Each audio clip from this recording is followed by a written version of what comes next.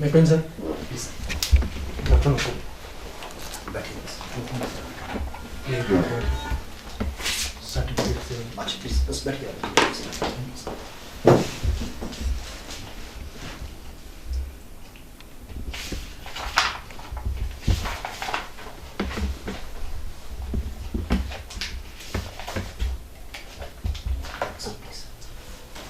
राजभक्त नेगी जी Yes. आप basically Kinnaur से हैं?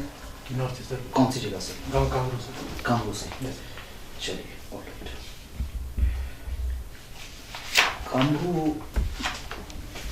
किन्नौर की एक फेमस जगह है यस किस लिए हिस्टोरिकली सर ये सीट रहा है जो किंग ऑफ रामपुर विषय अच्छा ठीक वहाँ पर एक फोर्ट भी है सर है अच्छा फेमस फोर्ट है विजिटर सर तो कामरू में एक फोर्ट है फेमस फोर्ट है वो किसने बनाया था फोर्ट को फोर्ट सर कहा तो जाता है कि पांडवों ने बनाया है अच्छा। लेकिन राजवंश के अंदर उसको रिफेब्रिकेट किया गया है ऑलराइट चलिए अच्छा आपका नाम है राजभक्त नेगी यस सर एक नागरिक को राजभक्त होना चाहिए या देशभक्त होना चाहिए सर नाम तो मतलब पेरेंट्स ने इसी हाँ होम पे रख एक नागरिक होने के नाते रिस्पॉन्सिबल होना चाहिए सर उसको। राजभक्त होना जरूरी है या देशभक्त होना जरूरी है रीसेंट डिबेट चल रही है आजकल राजभक्त होना मतलब बहुत इम्पोर्टेंट नहीं है क्योंकि राष्ट्र तो चेंज होते रहता है बट नेशनलिज्म हम लोग हमेशा ही अपने ऊपर रखना चाहिए देशभक्त होना बहुत देशभक्त जरूरी होना है जरूरी चलिए ठीक है अच्छा आपका हम डॉक्यूमेंट देख रहे हैं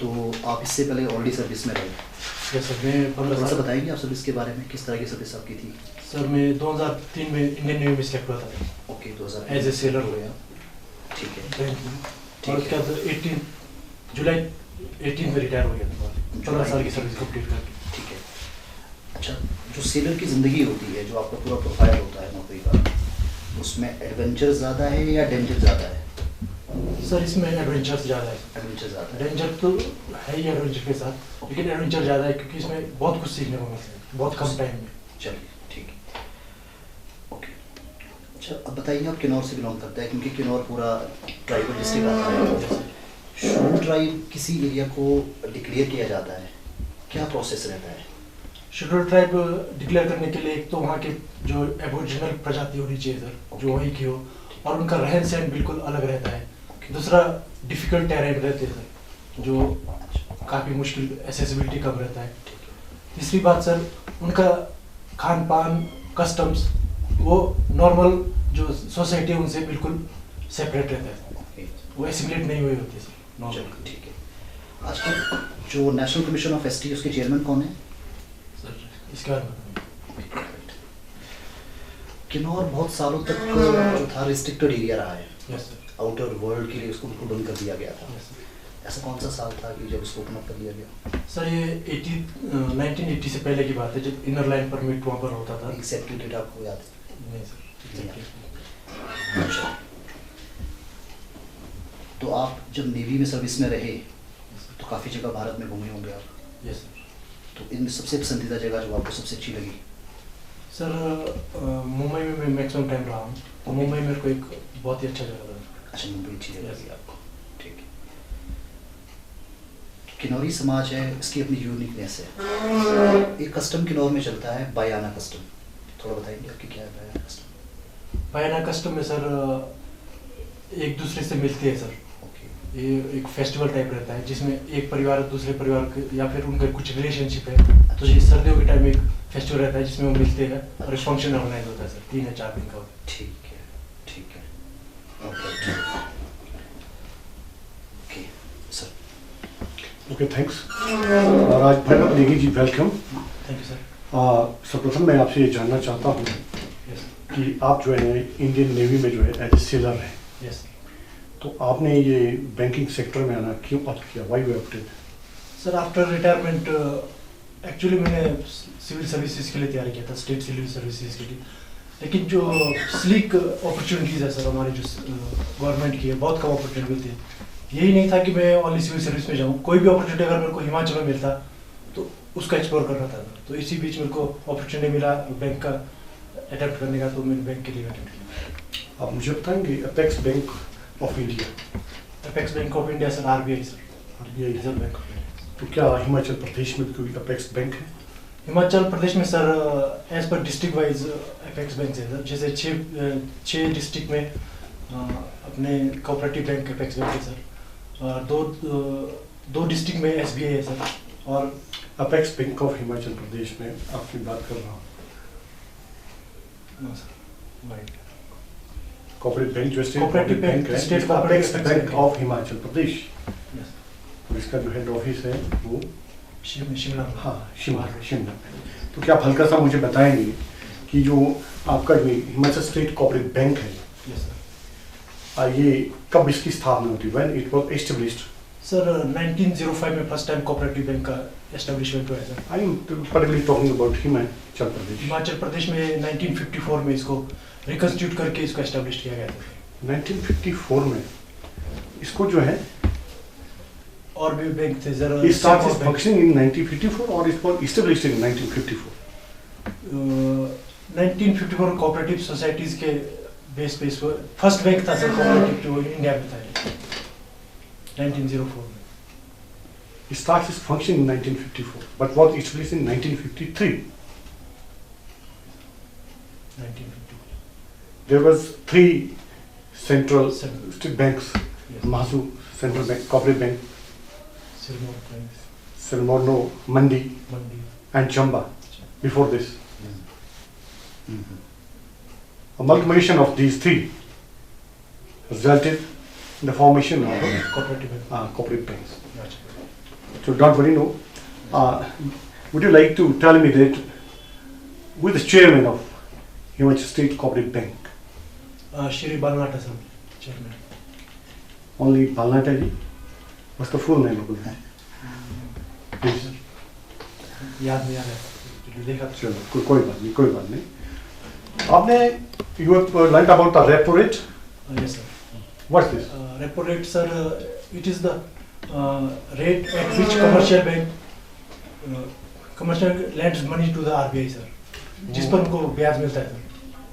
What type of tool is this in the hand of RBI? Monetary policy है सर, ये एक तरह का जो बाई मंथली पॉलिसी रहता है, जो इन्फ्लेशन और अदर थिंग्स को देख करके एडजस्ट किया जाता है। Suppose there is a hike in the repo rate. Suppose Yes, sir. then what will be the effect on the inflation? Repo rate high होगा तो सर इन्फ्लेशन ज़्यादा हो जाएगा, Inflation. ज़्यादा हो जाएगा। I'm not satisfied with the answer. Lending capacity कम हो जाएगा सर, उससे बैंकों का लैंडिंग कैपेसिटी कम What हो is जाएगा। MSF? Marginal standing facility sir, Minus training facility. What is this? वो तो पता नहीं सर इसके बारे में। If we are a layman, we will not know about it. What is this? In simple way, what we call it? इसके बारे में idea ये पूरा ये एक इंटरेस्ट रेट ब्याज है। yeah. ये रेपो रेट जो है कब लगता है इंटरेस्ट ब्याज? रेपो रेट सर जब commercial bank know when RBI जो है पैसा देता बैंक को यस 2 to 14 days के लिए। Short term. Short term lending, When it give only for a 1 day, that interest is a MSF. 1 day और ओनली 1 हाँ. If I ask what's the bank rate? Bank rate sir जिसपे normal ब्याज चल रहा है उसको बैंक रेट बोलते हैं सर, जो normally bank rate. No.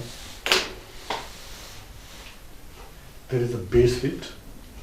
There is the bank rate. There is a lot of difference among these. A very simple question. Yes sir, Multi-option deposit account. What type of account is this? नहीं sir इसका idea नहीं sir. बहुविकल्पीय मतलब खाता। हो सकता है sir इसमें ज़्यादा अपॉर्चुनिटी मिलता होगा अलग अलग No, it's a type of account. Type of Type of account है, but there is more facilities in this account. Saving as well as fixed fix. rate you can have. What do you know about the letter of credit? सात पत्र बोलते हैं। Letter of credit sir ये government के द्वारा दिया जाता है, मतलब Why the government? I am asking it is a type of guarantee. about the bank. मैं बैंक के बारे में बात कर रहा हूँ। गारंटी टाइप दिया जाता है सर। कब दिया जाता है? क्या है इसका मतलब? लेटर ऑफ सिक्योरिटी टाइप है सर, एक साख पत्र। किसकी सिक्योरिटी? किसी ऑर्गेनाइजेशन को अगर सिक्योरिटी की जरूरत है, मतलब लैंडिंग करना, पैसे बोरो करना है कहीं से, तो गवर्नमेंट एक तरह का सिक्योरिटी देता है सर। गवर्नमेंट देता है बैंक में, तो बैंक के बाद बैंक सिक्योरिटी देता है। बैंक से इंटर बैंक सिक्योरिटी भी दे सकते It is issued by the bank. Bank से। Letter of credit is issued by the bank. NDTL क्या होता है? What's the full form NDTL in banking? नहीं सर, मैं आपकी जानकारी के लिए बताऊं, net deposit and time liability. Net deposit and time, जितना भी बैंक के पास पैसा है वैसा जमा हुआ है, जिस तरह से उसके पास आया टोटल पैसा, क्योंकि आपने SLR और CRR के बारे में जाना होगा, पढ़ा होगा। SLR क्या है, CRR क्या है? Cash reserve ratio. हाँ, कैश रिजर्व रेशियो। तो वो इस पर डिपेंड करता है, net deposit and time liability. Cash reserve ratio को आप बता सकते हैं क्या है? Cash reserve ratio sir, total deposit amount का some percentage need to be keep with the RBI sir, to safeguard the depositors. Percentage of what? Net deposit, net deposit and RBI and time liability. Time liability, net deposit and time. What's the plastic money? Plastic money, no idea. Plastic money तो normal plastic sir, type of hard money sir. नहीं, no, हमारी सबकी जेबों में होता है। Plastic money hard money जो है, I will show you the plastic money. This is the ATM card, credit card and debit card. It's in plastic money and no need to carry the cash. Cash. हमारे को cash के साथ ले जाने की जरूरत नहीं है, तो इसको हम जो है प्लास्टिक मनी बोलते हैं। एक टाइम लायबिलिटी होती है, एक टाइम लायबिलिटी काल देनदारी बैंक में ही होती है। मैच्योरिटी का टाइम रहेगा सर, उसमें लेने के लिए वापस उसको मैच्योरिटी पूरा होने के बाद उसके उसको पेमेंट करना पड़ेगा बैंक को। ओके। इन्फ्लेशन के बारे में आपने अभी किसी बात करी थी, तो इन्फ्लेशन को कैसे डिफाइन करेंगे? सर इन्फ्लेशन जब बास्केट ऑफ कमोडिटीज का रेट इंक्रीज हो जाता है 2 क्वार्टर कंटिन्यूसली, तो उसको इन्फ्लेशन डिसाइड कर दिया जाता है। मतलब there will be hike in the price, hike in price, but side by side unemployment increase हो रहा है, उसमें भी इन्फ्लेशन का कंसेप्ट है। But if you add side by side, then there will be a devaluation of the currency. Devaluation of money also. That will be much more. Yes. And if I will ask the largest bank of world, Largest bank of हाँ, world का तो पता नहीं, as per India के हिसाब से बता सकता हूँ। India का bank. SBI largest bank as per capital wise. Right. HDFC Bank is the largest bank. You are right. What's the NPA? NPA बोलते हैं ना? NPA. Non performing assets sir. Non-performing. कैसे डिफाइन करेंगे हम इसको? सर NPA जब किसी को लोन दिया जाता है, अगर वो कोई ऑर्गेनाइजेशन या इंडिविजुअल लोन वापस नहीं कर पाता है, तो उसको NPA कह सकते हैं सर। कितने दिनों तक वैसे? नॉर्मली 90 डेज के लिए कहा जाता है सर। Absolutely. एक डिमोनेटाइजेशन, डिमोनेटाइजेशन, विमुद्रीकरण कंसेप्ट आया था, यस सर। इसका बैंक को क्या फायदा हुआ? कुछ हुआ फायदा? बैंक को फायदा हुआ सर, हमारे अकाउंटेबिलिटी बढ़ गई सर, और जितने भी नोट्स थे हमारे बैंक में आ गए, और सबका अकाउंटेबिलिटी होने की वजह से अब हमको पता है कि कहाँ कहाँ पर पैसे हैं सर। दूसरी बात सर, इसकी वजह से इंटरनेट बैंकिंग के लिए और इंक्रीज हो गया sir. What type of tool is this demonetization? किस तरह का ये सरकार के पास किसी जरिए था? सरकार इससे क्या कर सकती थी? क्यों बनाया गया वैसे? सर इसको सडनली अगर किसी पैसे मतलब नोट्स जो छापे उनको वापस करने के लिए किया गया था सर। ये नॉर्मली काउंटरफेट जो जो छापे थे उसको वापस करने के लिए, मतलब किसी भी नोट के सर 500 के जैसे 1000 के वापस कर लिए थे, तो हो सकता है कि नए नोट्स निकालने के लिए भी यूज कर सकती है ये चीजें, या फिर कोई इलीगल वर्क चल रहा है करप्शन को कंट्रोल मनी को, ब्लैक मनी के लिए सर। चलो ये बात मानते। अच्छा, ये स्टेट कोऑपरेट जो बैंक है ना, why it was established, reason कारण क्या है, क्यों बनाया गया? सर स्टेट कोऑपरेटिव बैंक इसलिए बनाए गए सर, क्योंकि जो नेशनलाइज बैंक है या फिर जो बड़े बैंक है वो रूरल आउटरीच नहीं देते सर, लैंडिंग फैसिलिटी नहीं दे पाते, तो इसीलिए स्टेट कोऑपरेटिव बैंक को बनाया गया ताकि मार्जिनल लोगों को इसमें आप किस आधार पे कह सकते हैं कि ग्रामीण क्षेत्रों के लिए बनाया गया, कोई कह सकते हैं आप किस आधार इसका? ग्रामीण क्षेत्रों के लिए नहीं होता, कुछ सिटी में चलते हैं, मेनली ग्रामीण क्षेत्र के लिए बनाया आपके मैं जो है रिप्लाई से बिल्कुल सहमत हूँ गया सर। कि ग्रामीण क्षेत्रों के उत्थान के लिए, ठीक है, दूर दराज के इलाकों में सेवाएं देने के लिए, लेकिन अब किससे हमको ऐसा लग रहा है कि वाकई ही ये बैंक्स जो है हमारे ग्रामीण इलाकों में जो है काम कर रहे हैं। सर हमारे जो कृषि है उसके लिए जो लैंडिंग फैसिलिटी मिलता है वो इन्हीं बैंकों से मिलता है, बाकी कमर्शियल बैंक अभी भी वहाँ पर रीच नहीं कर पाए, तो बैकबोन जो हमारा एग्रीकल्चर है उसी के बेस पे चल रहा है। हमारी सरकार ने ये क्या कैसे करके दिखाया कि भी वाकई ये बैंक जो है ग्रामीण क्षेत्रों के उत्थान के लिए फर्स्ट स्टेप क्या था सरकार का? सर क्योंकि लैंडिंग फैसिलिटी कुछ लोगों को नहीं मिल रहा था सर, फर्स्ट स्टेप सबको नहीं मिल रहा था। सरकार ने ये बैंक चलाया ना, यस सर। तो इट मीन जो है कि सरकार ने ये बैंक जो अर्बन क्षेत्रों में कम चलाए होंगे मेरे ख्याल से, और ग्रामीण क्षेत्रों में ज्यादा चलाए होंगे। तो कुछ बता सकते हैं कि भी टोटल में से कितना परसेंटेज जो है ग्रामीण क्षेत्रों में जो हमारी सर कोऑपरेटिव बैंक तो 94% के आसपास रूरल एरिया में। अब आप बिल्कुल सही पॉइंट पे आए हैं, आपने मुझे सेटिस्फाई किया है। और आपने देखा होगा कि जो है मोबाइल बैंकिंग भी एक, यस सर। क्या है ये mobile banking? Mobile banking sir banking through mobile, उसको मोबाइल बैंकिंग कहते हैं, जिसमें सिक्योरिटी कंट्रोल रहता है सर। ओटीपी के थ्रू हम लोग अपना ट्रांजैक्शन कर सकते किसके का मोबाइल की बात कर रहे हैं आप इसमें? Yes sir. किसी के मोबाइल की बात कर रहे हैं? Mobile sir mobile in sense की हम इससे कंप्यूटर से भी कर सकते हैं सर, इलेक्ट्रॉनिक गैजेट किसी से भी कर सकते हैं, मोबाइल कहीं से भी बैठ कर सकते हैं। मैं मोबाइल के बारे में बात करूं तो किसी का मोबाइल काम करेगा इसमें? सर जिसमें इंटरनेट अवेलेबल रहेगा और जिसमें स्मार्टफोन के बारे में आज तो काम नहीं कर पाएगा। अच्छा, मैं आपसे जानना चाहूंगा कि कुछ ऐसी स्कीम्स बताएं जो स्टेट कोऑपरेटिव बैंक ने जो है हिमाचल प्रदेश में चलाई है ग्रामीण क्षेत्रों के उत्थान के लिए। केसीसी है सर, केसीसी स्कीम है सर। केसीसी मींस किसान क्रेडिट कार्ड, राइट, जिसमें लोन मिल जाता है और हर साल अभी स्कीम ऐसा है कि उसमें हर साल आपको डिपॉजिट वापस करना पड़ता है, और स्कीमें तो याद नहीं आ रहा।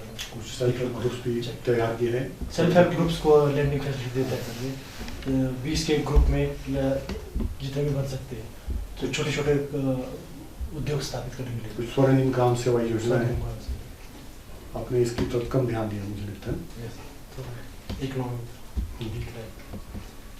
अच्छा, रिवर्स रेपो रेट और जो है जो रेपो रेट है ना, यस सर, इसमें इंटरेस्ट में कुछ रहता है, कुछ डिफरेंस है सर। कैसा difference? अभी रेपो रेट 4% है सर, और रिवर्स रेपो रेट 3.35%। तो 3.35 क्यों, इसको क्यों 8% क्यों नहीं रखा गया? सर क्योंकि लिक्विडिटी मेंटेन रखने के लिए करते हैं सर, अगर लिक्विडिटी कम कर रहे हैं तो फिर हम हर दफा सुनते हैं कि भाई जो यूएस जो रेपो रेट है यस सर, उसका जो इंटरेस्ट है वो हर दफा जो है, शायद सहमत होंगे आप मुझसे, यस सर, कम रहता है रेपो रेट से। Yes sir. तो क्यों ऐसा है? सर इसमें आरबीआई को मिलते हैं सर रेपो रेट में इंटरेस्ट, तो नहीं तो कम क्यों होता है उसका रेट? मैं तो कह रहा हूँ उसका जो ब्याज का, ताकि वो मैक्सिमम मतलब लिक्विडिटी मार्केट में रहे सर, कि ज़्यादा जमा ना हो पाए पैसा। ऐसा तो नहीं है इसमें। राइट है सर इसके में। चलो कोई बात नहीं। अच्छा, आपने मुझे कहा कि जो है कि बैंक के जो है आजकल जो है ऑटोमेटाइज हो गया है, ठीक है।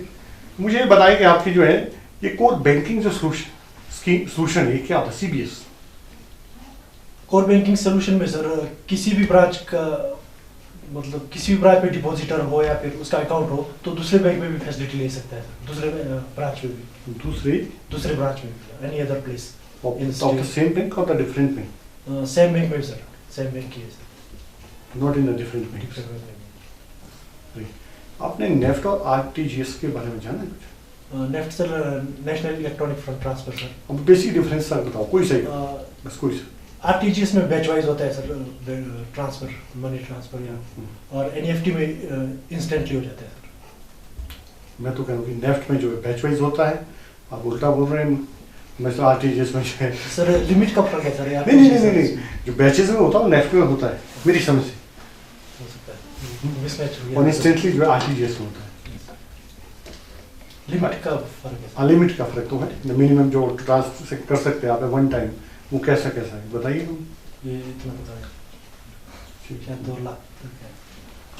शायद कि आप इसको जो है बड़े देख लो इसके साथ चेक कहिए। किन्नौर रीजन में एक लंगूरा देवता की पूजा होती है, कौन सा रीजन है? लंगूरा देवता जी, सर ये तो सुना नहीं सर, मैंने तो लंबा नहीं सुना। नहीं सर। ओके। हिमाचल प्रदेश 1948 में बना। यस अंग्रेज़ों के ज़माने में जो आज हिमाचल प्रदेश कहते हैं, पंजाब हिल स्टेट था सतलुज के उस तरफ, शिमला हिल स्टेट था इस तरफ। तो जब 1948 में हिमाचल प्रदेश बना तो यहाँ इंटरिम गवर्नमेंट बनाई गई, यस तो कौन उसकी हेड थी? Sir Shri Y Parmar sir नहीं, वो हेड उस समय हेड थे 1948 में कि 1952 में चीफ मिनिस्टर बनते हैं? चीफ मिनिस्टर बनते सर बाद।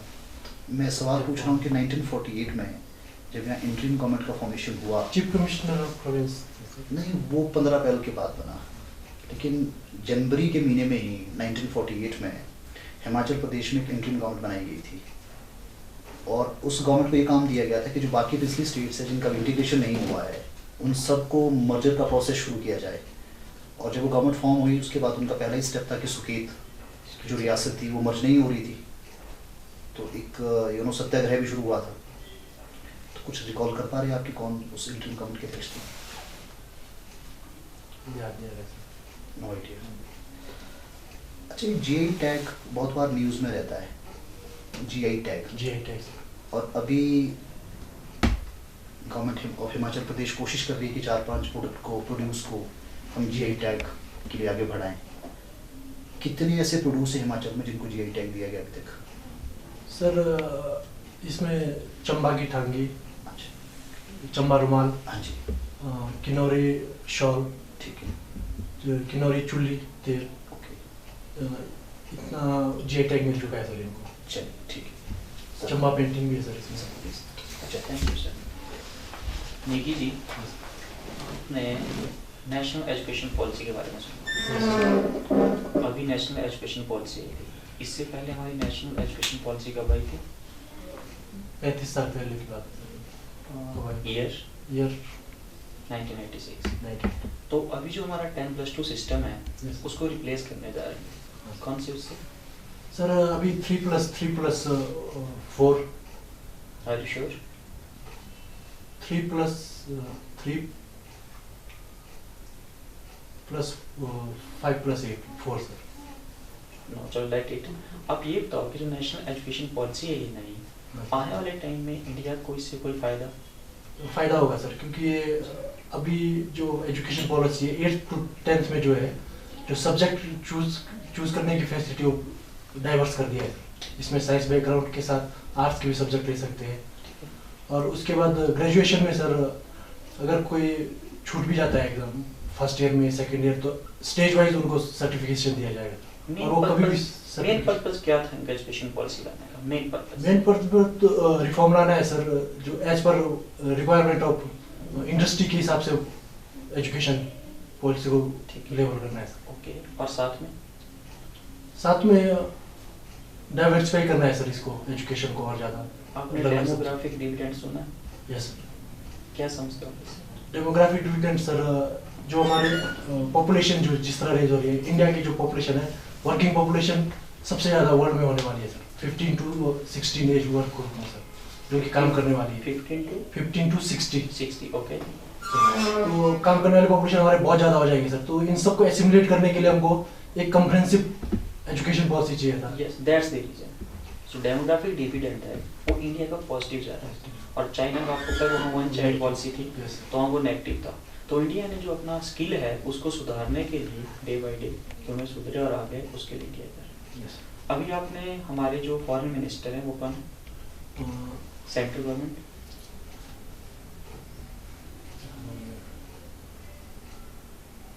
एक्स ब्यूरोक्रेट है सर, मिनिस्टर जयशंकर जी, तो पहले आईएएस रह चुके। तो अभी हमने एक वैक्सीन मैत्री शुरू किया है। Yes sir. तो आपको लगता है कहीं आने वाले टाइम में फॉरेन पॉलिसी में हमें वो हेल्प करेगी? सर डेफिनेटली सर, वैक्सीन की वजह से हमारा सॉफ्ट पावर पूरे वर्ल्ड में बढ़ रहा है सर। क्योंकि हम लोगों ने 90 से भी ज़्यादा कंट्रियों को वैक्सीन दिया है इस टाइम। बाकी जबकि और ज़्यादा दूसरे देशों वैक्सीन नेशनलिज्म की तरफ चल रहे हैं, हम लोगों ने इसको सबको बांटने का कोशिश किया है। तो इंडिया इससे एक हार्ड पावर की तरफ रिप्रेजेंट होती है सॉफ्ट पावर। सॉफ्ट पावर की तरफ। कहते हैं हमेशा से कि जो हिमाचल है वो गाँव में बसता है, Yes, sir. ठीक है। तो जब बहुत सारी स्टेट्स आपसे मिली 28, 27, तो हमारा इंडिया बना, तो आपको लगता है India still a poor country? India poor country तो नहीं है सर, पोटेंशियल तो है इसमें, पुअर कंट्री बोल नहीं सकते, लेकिन कुछ रीजनल डिस्पैरिटीज है जिसकी वजह से प्रॉब्लम हो रही है हम लोगों को। तो उन रीजनल डिस्पैरिटी को अगर हम खत्म कर देंगे या किसी भी तरह से उसको कोशिश करेंगे कि मिनिमाइज किया जाए, स्कीमें उस बेस पे चलाई जाएगी। जैसे ग्रीन रेवोल्यूशन चला था तो नॉर्थ में चला था, उसके अनुसार हम इंडस्ट्रियलाइजेशन और जगह भी कर सकते हैं जहाँ इंडस्ट्रियलाइजेशन नहीं हुआ है। इसी तरह से हम उसको मिटिगेट कर सकते हैं और एक्सप्लोर कर सकते हैं हम जो हमारी मिनरल रिसोर्सेज, जहाँ पर रिच मिनरल रिसोर्सेज है उसको। ठीक है। अभी 2-3 दिन पहले एक न्यूज़ आई, उसमें कहा गया कि जो मोस्ट पॉल्यूटेड सिटीज़ हैं Yes, पूरे वर्ल्ड में, उस 30 सिटीज़ में से 22 इंडिया में। yes, sir. तो जो हमारा क्लाइमेट चेंज वाला कॉन्सेप्ट है, आपने सुना होगा पेरिस एग्रीमेंट के बारे में, Yes, sir. तो इंडिया कहाँ उसको डिपेंड कर रहा है? सर पॉलिटिक्स सिटी 22 है हमारे इसमें, लेकिन जो रिपोर्ट में ये भी बताया गया है कि हमारे पॉल्यूशन कम भी हुआ है।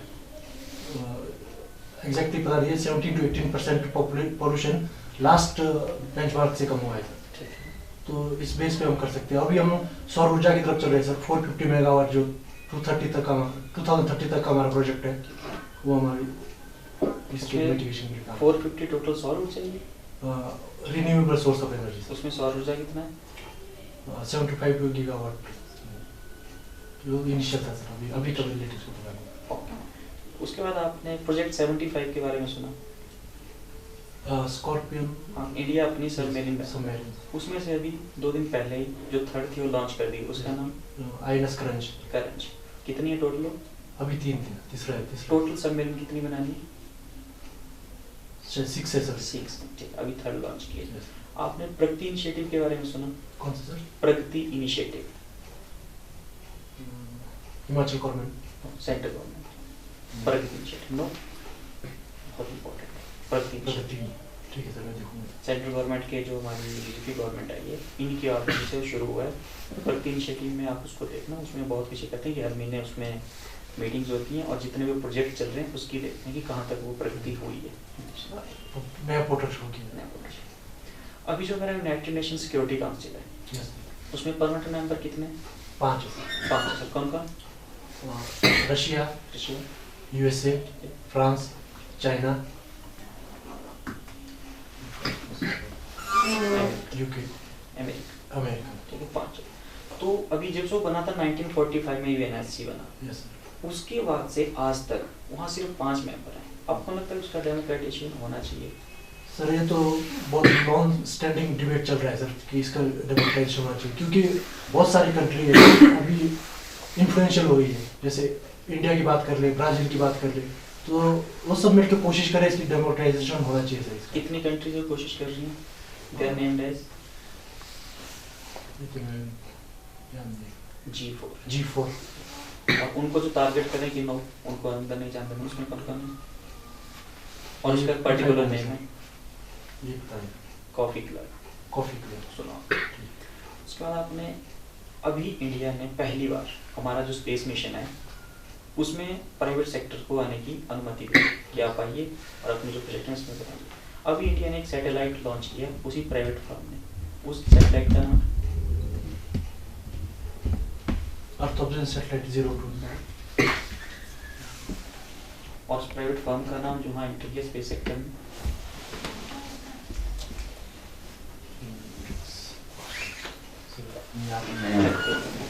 आपने लिपुलेट पास सुना? लद्दाख। लद्दाख में आप नेवी में रह चुके हैं, कहाँ पे? लिपुलेट पास। अभी एक कंट्री है उसने इसको अपनी टेरिटरी का पार्ट बना दिया। लिपुलेट पास सर नॉर्थ ईस्ट साइड है। इट्स नेपाल। नेपाल से। नेपाल जो है उसने अपनी टेरिटरी का उसको भी पार्ट बना दिया। और अभी सिटीजनशिप अमेंडमेंट एक्ट आया था 2019 में, तो इंडिया ने 3 कंट्री से कहा कि वहाँ से पीपल जो है माइनॉरिटीज हैं वो इंडिया से। तो 3 कंट्रीज कौन कौन सी हैं? बांग्लादेश, बांग्लादेश, पाकिस्तान और अफगानिस्तान। अफगानिस्तान। और कितनी माइनॉरिटी हैं जिनको कहा कि आप आइए? सर 5 है शायद, 6। 6 है सर। कौन सी उसमें नहीं है? मुस्लिम नहीं है, आपको लगता है? हिंदू नहीं है सर, मुस्लिम, मुस्लिम नहीं है। मुस्लिम, हिंदू तो चलो है, हिंदू तो हिंदू, मुस्लिम हिंदू तो है। तो आपको लगता नहीं है कि कहीं ना कहीं डिस्क्रिमिनेशन है, कहीं ना कहीं हम जो हमारा रिलीजन है उस पर बेस्ड हम डिस्क्रिमिनेशन कर रहे हैं? नहीं सर, एज पर सीए जो सर रिलीजियसली प्रोसिक्यूटेड वर्ड है सर, उसमें जो प्रोसिक्यूटेड किया गया उनको आने के लिए चाहते हैं। तो मुस्लिम तो कहीं भी है, अपनी मेजोरिटी में है सर, जो बाकी कंट्रीज है। तो ये रेशनल बनता है सर कि जो प्रोसिक्यूटेड माइनॉरिटी उन्हीं को मिलेगा ये इंडिया। अभी अमेरिका में वाइस प्रेसिडेंट बनी है, यस सर, उनका नाम मिस कमला हैरिस। इंडियन ओरिजिन की। यस उसके बाद आपने one nation one ration card scheme के बारे में सुना। यस तो ये आने वाले टाइम में जो one nation one ration card scheme है, अगर इसको इम्प्लीमेंट कर दिया जाए, अभी कुछ स्टेट में शुरू हो चुका है, तो जो हमारी माइग्रेटिंग पॉपुलेशन है, जो बिहार वाले हैं, हिमाचल आते हैं, तो उसको आपको लगता है FCI जो है इसको कंट्रोल कर पाएगा इस चीज़ को? सर, ये वन नेशन वन कार्ड अभी माइग्रेंट इशू के बाद यह कंसेप्ट मतलब विजुलाइज किया गया है सर। ये कंसेप्ट बहुत अच्छा है सर, लेकिन प्रॉब्लम है हमारे, जैसे हमारा स्टेट है हिमाचल, जहाँ पर हम PDS फैसिलिटी देते हैं बाकी लोगों को, तो अगर माइग्रेंट्स की पॉपुलेशन बहुत ज़्यादा हो जाएगा सर, उससे मुश्किल बढ़ सकता है सर यहाँ पर। तो FCI को और ज़्यादा मतलब उसके लिए फेमस बनाना पड़ेगा सर। अभी मोदी जी ने लॉकडाउन लगाया लास्ट ईयर इन ईयर, तो उन्होंने एक वोकल फॉर लोकल को स्लोगन दी। तो आप उसको किससे कनेक्ट करना चाहेंगे अगर अपनी हिस्ट्री में जाएं आप? सर, हम हिस्ट्री में जाके गांधी प्रिंसिपल से इसको कनेक्ट कर सकते हैं सर, और? जिन्होंने एक गांव को एक इंक्लूसिव टाइप बनाया था सर, कि सभी एक दूसरे से जुड़ कर रहे उसमें, ओके, उससे कनेक्ट कर सकते हैं सर इसको। एग्जैक्टली। कुछ और? जो सर उन्होंने कहा कि वोकल फॉर लोकल, आत्मनिर्भर भारत, सेल्फ रिलायंट इंडिया। तो किससे तो connect करना मतलब अपने प्रोडक्ट्स को हम मतलब मार्केट में अच्छे से लाना चाहते हैं सर, और रिलाई करना चाहते हैं अपने प्रोडक्ट्स पर। हिस्ट्री में ऐसा कौन सा कॉन्सेप्ट? हिस्ट्री में और भी हम आयुर्वेदा को भी बढ़ा सकते हैं सर इसमें, जैसे आयुर्वेदा है, local for local. Local for local.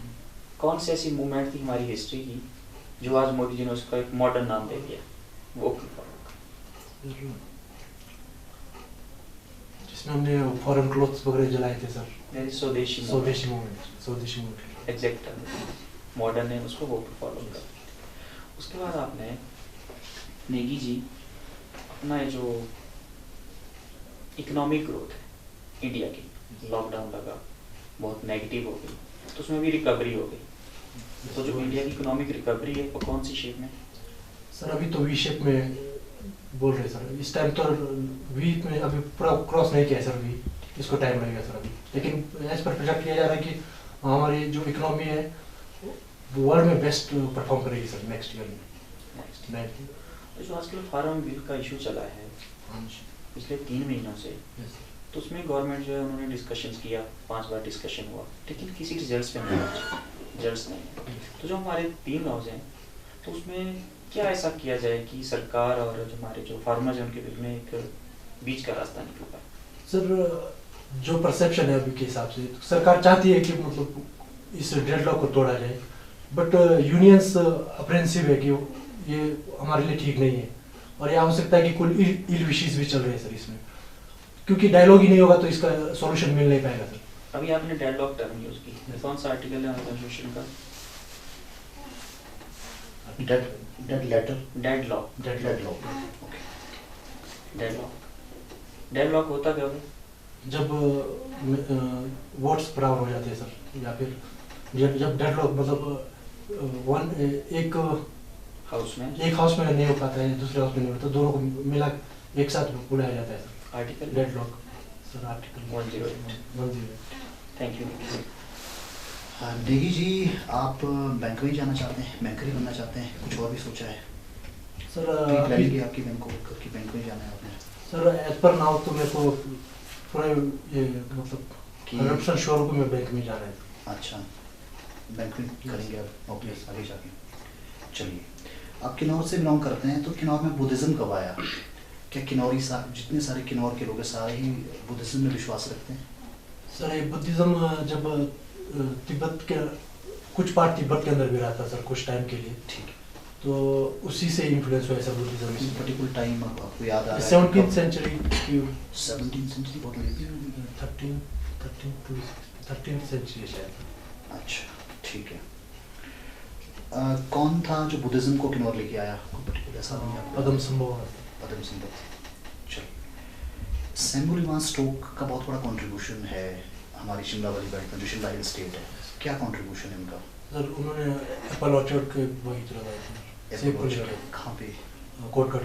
Kotgarh में। अच्छा, शिमला में आलू की बहुत खेती होती है और लाहौर में तो बहुत ज़्यादा खेती होती है आलू की। यस। तो शिमला में आलू कौन लेके आया यहाँ पे?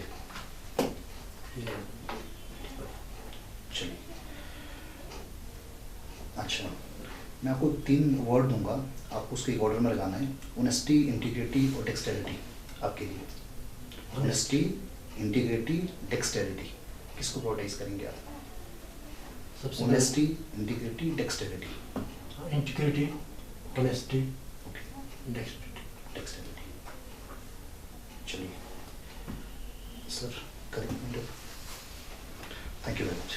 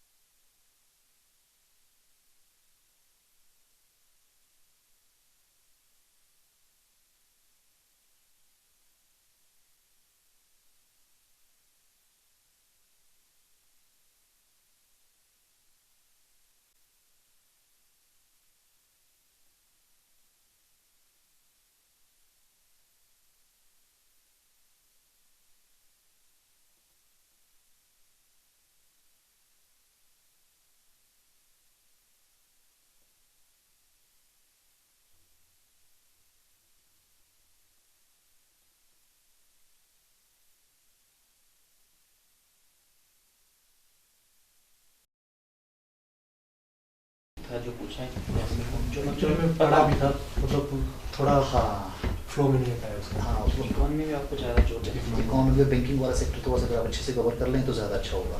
बाकी ओवरऑल सही है, कोई दिक्कत वाली बात ही नहीं है। हिमाचल में कुछ बेसिक चीज़ें जैसे हिमाचल इंटरनल कब बने, डिस्ट्रिक्ट स्पेशली किन्नौर, थोड़ा सा अगर अच्छे से कवर हो जाए तो कोई दिक्कत वाली बात ही नहीं है। सर कुछ आप कहना चाहेंगे? देखो नेगी जी, आपका जो करंट अफेयर का सेक्शन था वो आपने अच्छे से किया, आप उसमें थोड़ा थोड़ा रुक मार लें, बाकी आप मुझे कॉल कर लेना, मैं आपको उसमें थोड़ा थोड़ा बता दूंगा जो भी मुझे आता होगा।